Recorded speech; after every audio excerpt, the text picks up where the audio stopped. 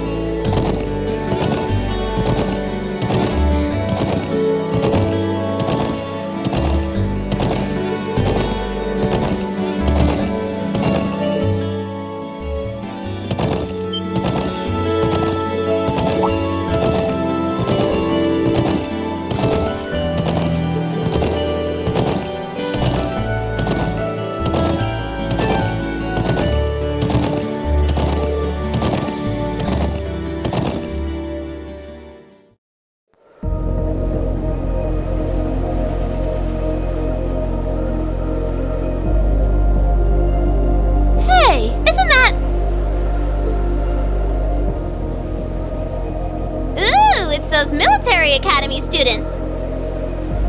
I wonder what they're doing all the way out here. Oh well. Looks like things are gonna start getting interesting.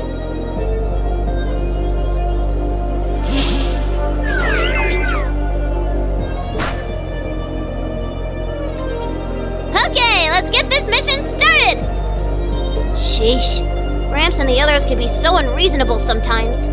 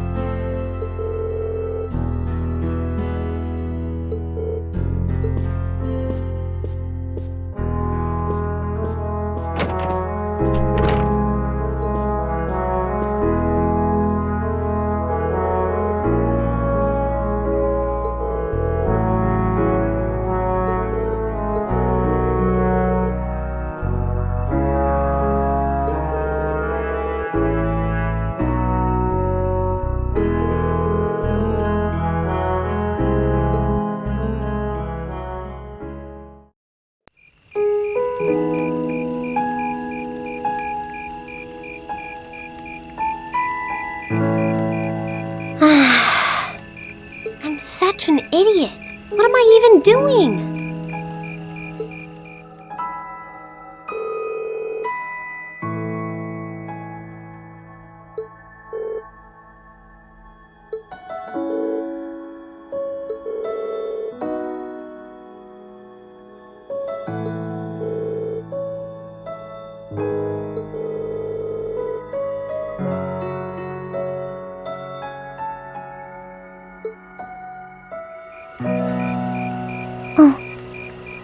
Elisa?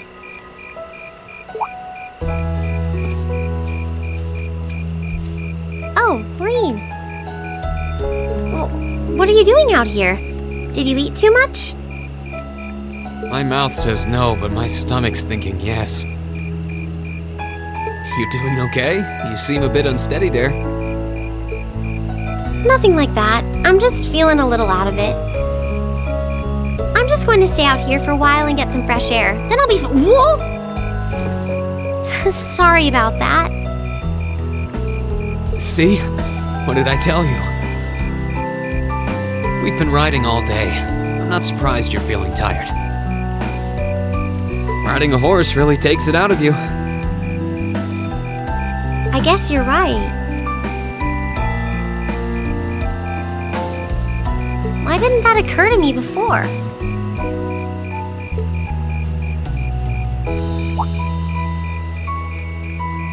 Hey, Elisa, look up at the sky.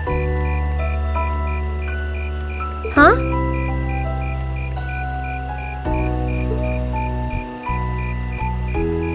Oh, wow!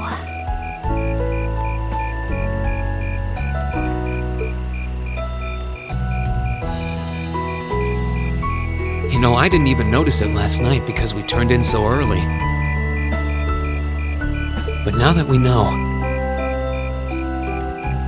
if you're out here to get some air, better to take in the starlight than look at the ground, right?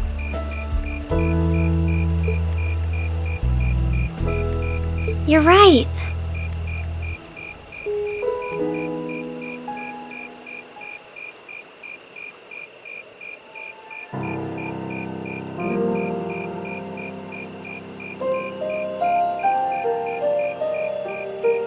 My father was a technician. 8 years ago, he passed away.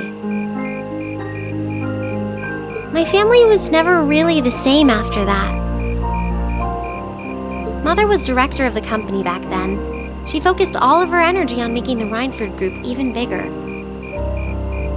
She used to treasure our family, but after that, it's like she could barely spare a thought for us. Oh. She did seem like a talented businesswoman when we met her. Well, more than talented to run the Rhineford Group. What you saw in River Station was just a watered-down version of her normal intensity. We'd be able to have dinner together maybe once every 3 months, and that's being generous. But at least I wasn't alone. Grandfather and Sharon were always there for me. That's how it was, huh? I guess you've known Sharon for a long time then. Yeah, my mother hired her about 7 years ago. Being a Rhineford and all, I never had many people I could really call friends when I was young.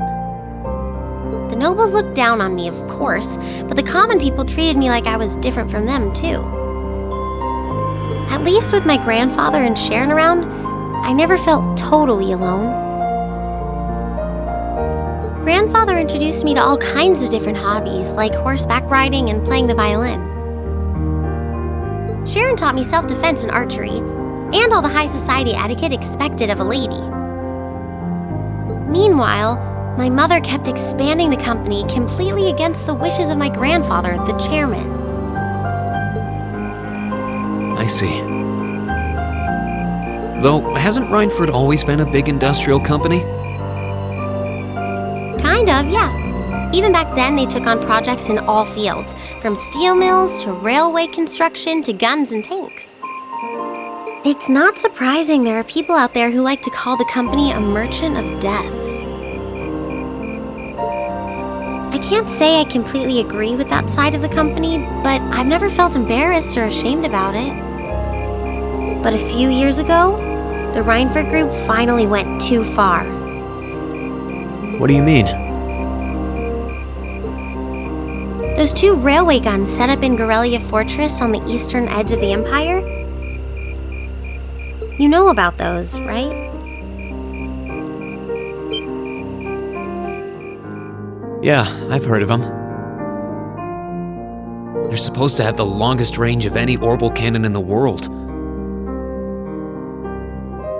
I've only seen their spec sheets, but the destruction they're capable of is terrifying. Erebonia's still fighting with Calvert over Crossbell, and those guns are capable of targeting any point in Crossbell State. In just a couple hours, they could wipe Crossbell City and its 500,000 citizens off the map. No way. That's way beyond being a weapon of war. More like an instrument of massacre. I couldn't agree more. And neither could my grandfather, who supervised their construction. Even though my mother was the one who signed off on the project, my grandfather regretted it like the decision was his. As he was hesitating over whether to hand them over to the Imperial Army, my mother betrayed him. What? She went behind his back and secured the support of all of Rhineford's major shareholders. Everyone from Ruhr's ruling lord Marquis Ragnar to the top brass of the Imperial Army was on her side. In the face of such overwhelming pressure from all sides, my grandfather was forced to capitulate. He stepped down as chairman, and my mother wasted no time taking his place. That's when my grandfather decided to leave the company entirely, and me. I thought I'd at least have Sharon on my side, but she just did whatever my mother told her to do. It's been 5 years since then already. Oh. I think I get it now. Why she gets under your skin, I mean. It's not so much what your mother did, but how it ended up tearing your family apart. Yeah. I couldn't believe my mother would betray her own father. I couldn't believe grandfather would take it without fighting back. I couldn't believe Sharon, who'd always supported me, watched it all happen without a word of protest. It really drove it home to me, how big the Rhineford Group was now, and how small I was. I hated realizing it had become so large that corporate interests were stronger than family ties. Looking back, I guess that's when I decided I'd leave home and enroll in the academy.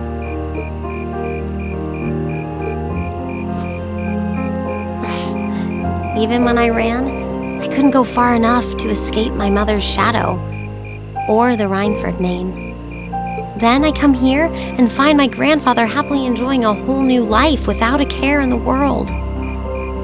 When I stepped outside, I was feeling so lost, so frustrated, wondering what I'd been doing all this time. But it's kind of strange, you know? I look up at the stars and it feels like I can escape the gravity of everything. I think I'm finally starting to understand why my grandfather chose to leave it all behind and move out here in the first place.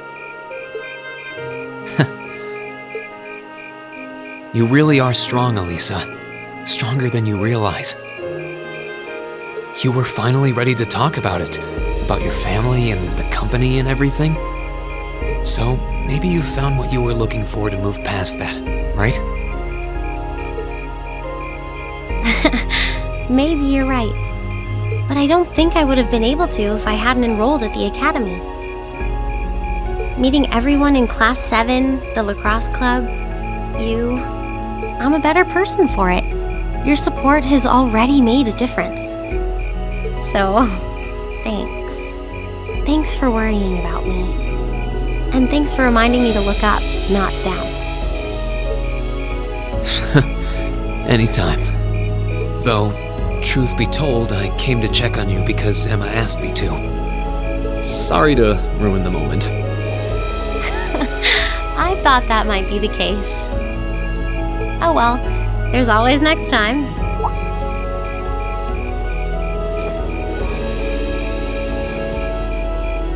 It's kind of strange to hear you tell me I'm strong. Because I could say the same thing about you. You always seem to get thrust into the role of leader, someone we can count on to keep us on track. I guess running errands on all my free days is really helping me buckle down. Still, I feel like I've got a long way to go.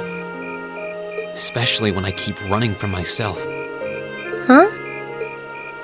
Remember back in Keldic? I said that I came to the academy to find myself. But sometimes, I wonder if maybe I just wanted to get away from my family, from myself.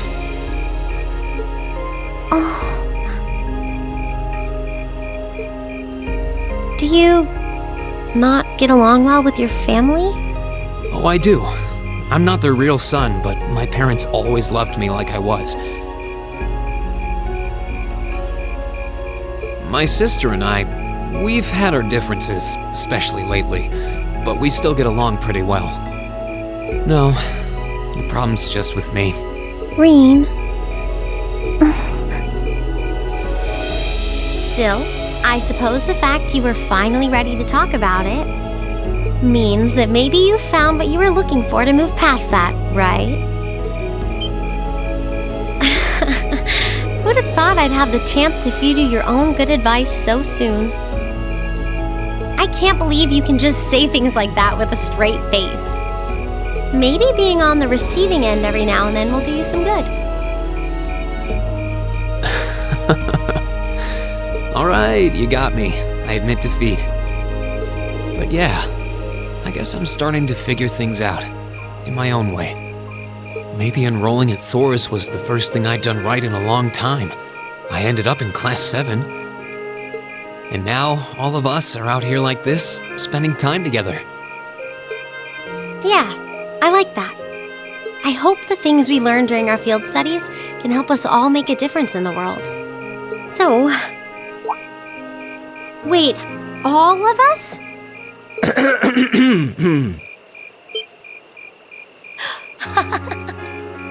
You two were gone so long that we started to get a little worried.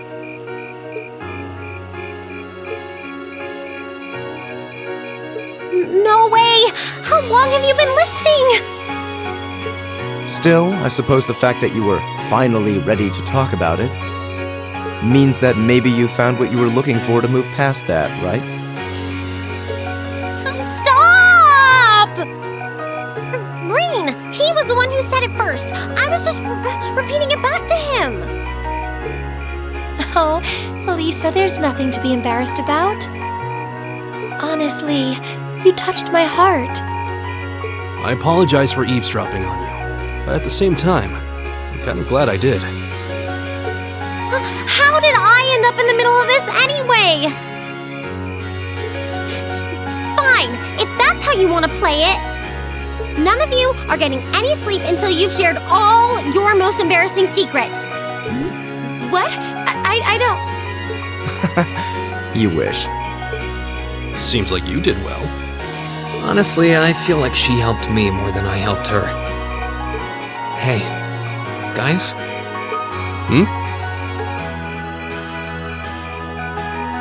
This is a really beautiful place. Yeah, ain't it?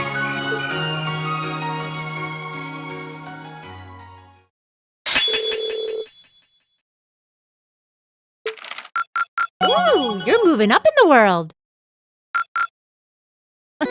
I've got a little reward here for you. Drinks are on me someday.